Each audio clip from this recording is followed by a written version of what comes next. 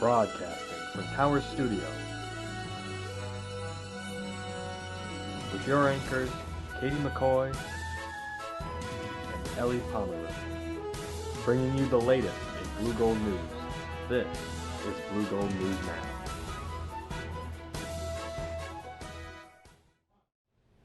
Good evening, I'm Ellie Pomerlew. And I'm Katie McCoy. Coming up tonight, the university is one step closer to building a new science building.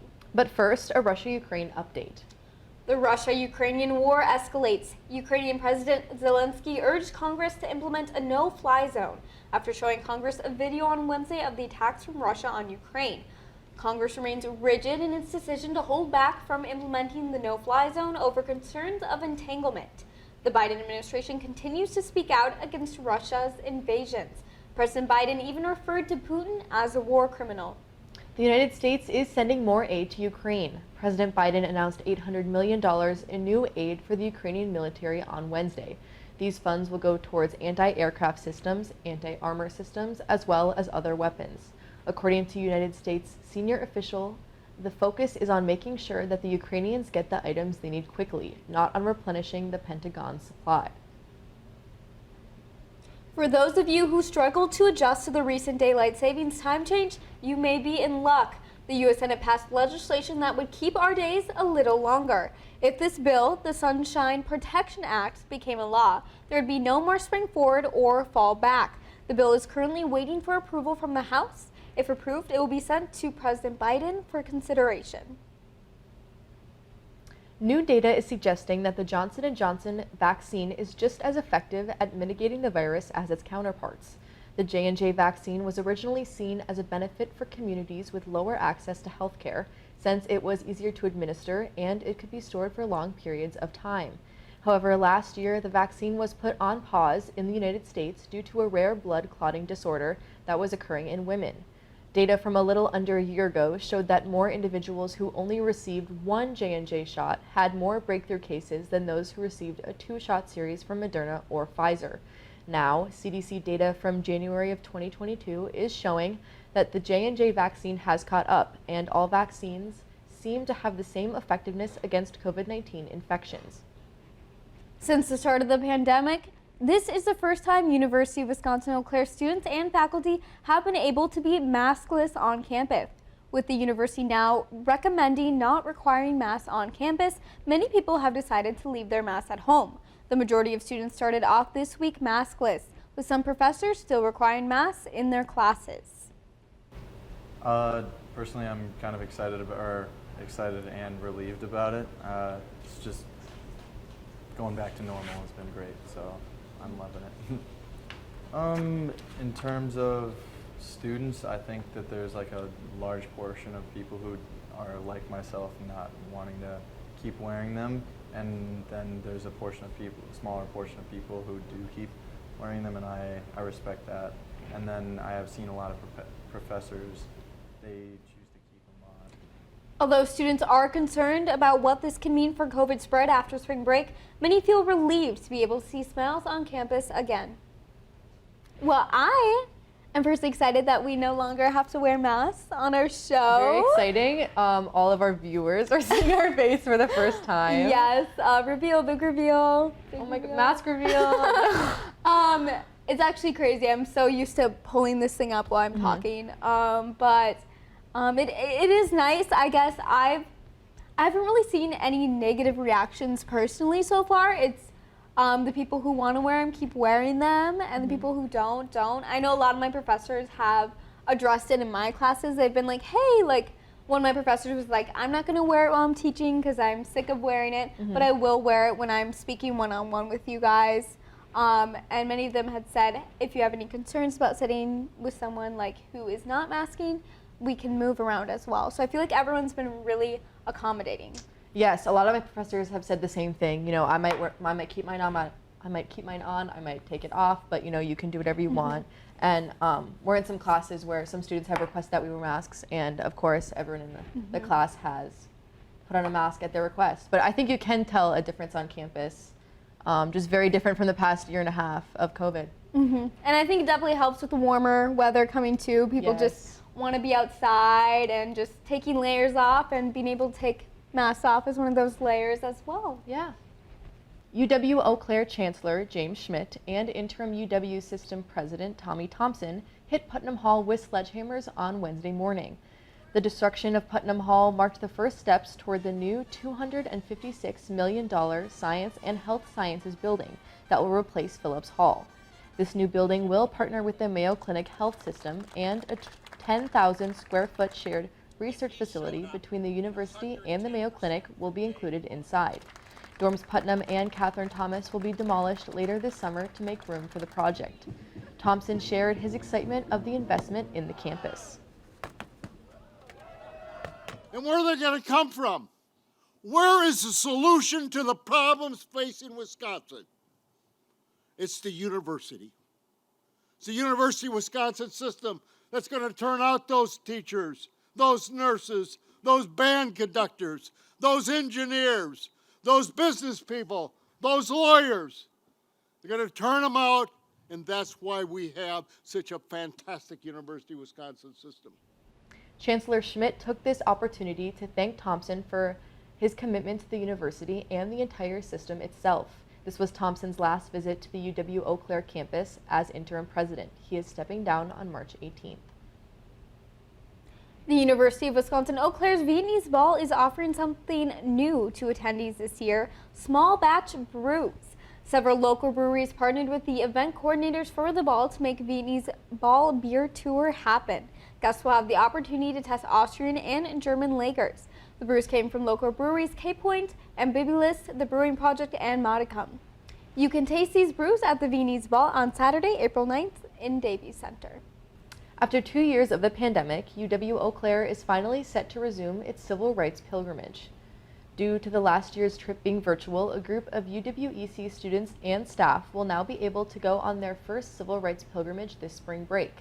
The 10-day civil rights tour takes the Blue Gold students, faculty, and community members across the South and offers a unique experience to travel the path of the civil rights movement and walk through some of the most pivotal places and stories in our history.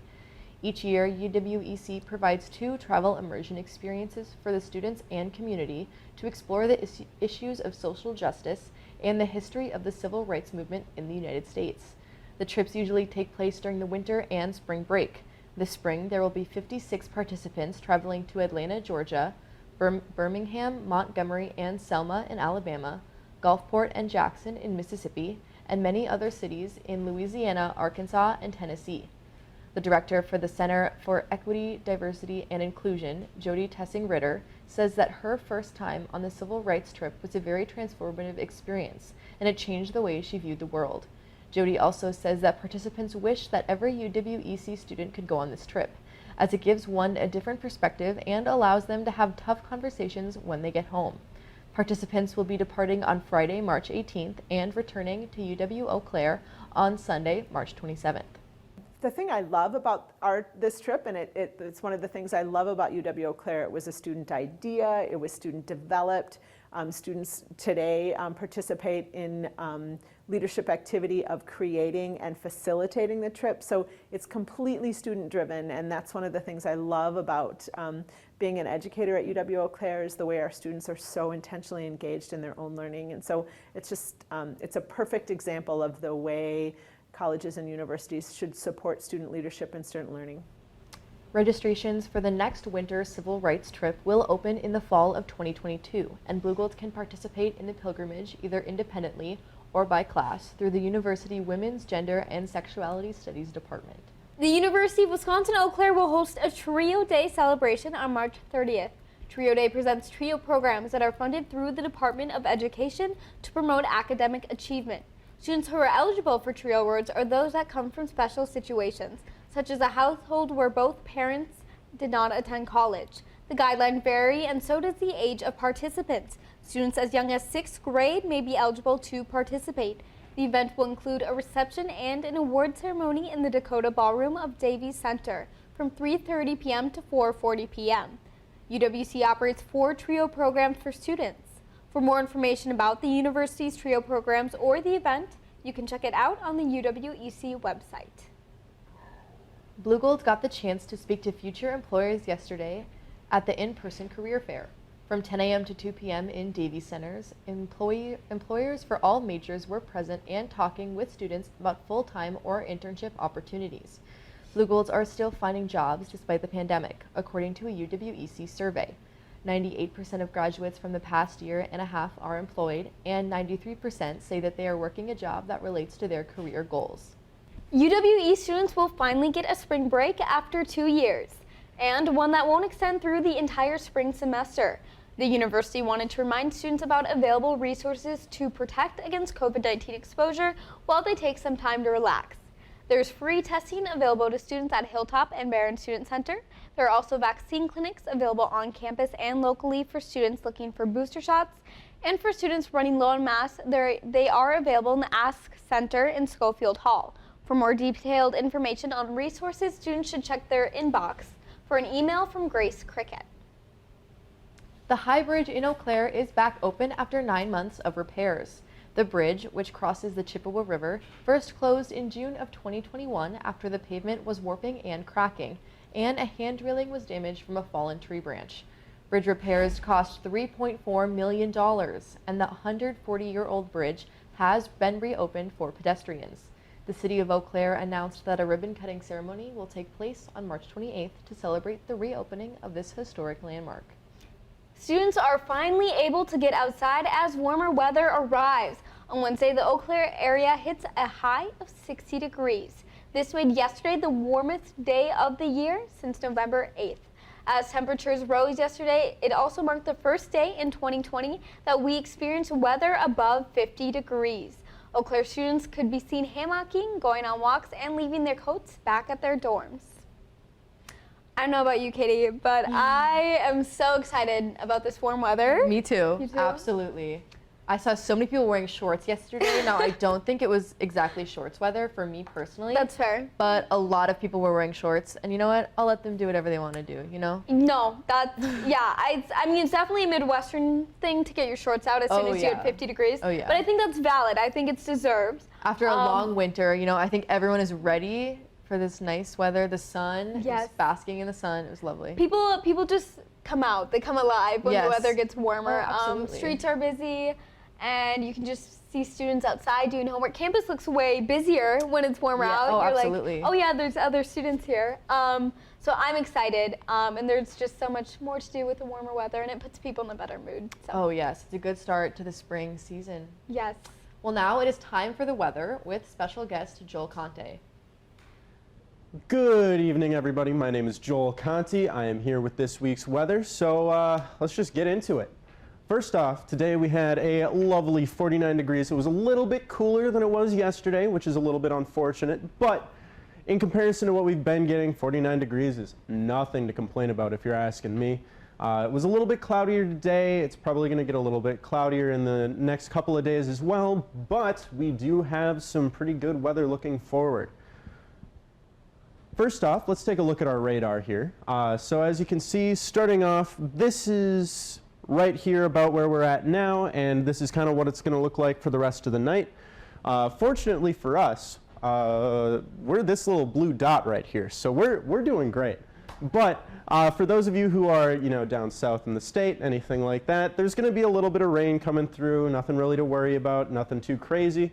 That storm that's down there is slowly going to make its way towards Milwaukee, but aside from that, we're looking good. And moving on finally to the 7-day forecast. First off, today we got 49 degrees with a low of 33. There was a little bit of drizzle here and there happening today, nothing too crazy. Tomorrow we have another kind of cold day with some clouds, nothing too great. Then we got the weekend. Now this is like perfect spring, like pre-spring time, so this is going to be really nice temperatures, nothing to complain about there. And of course, moving on, we got Monday. It's going to be a bit cloudy, but still pretty warm. And then unfortunately, it's going to take a turn for the worse towards the middle of our spring break week, unfortunately. So for Tuesday, we got a little bit of rain, and Wednesday we have a little bit of snow, but as you can see, it's 43 degrees, so it's probably going to be more of a freezing rain, that kind of thing.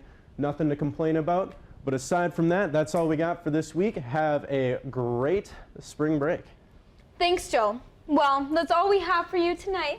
We'll see you back here next week with your latest local and university news. Make sure to follow TV Town on Instagram and check out our Instagram stories for more information about our weekly shows. I'm Ellie Pomerleau. And I'm Katie McCoy. Thank you and good night.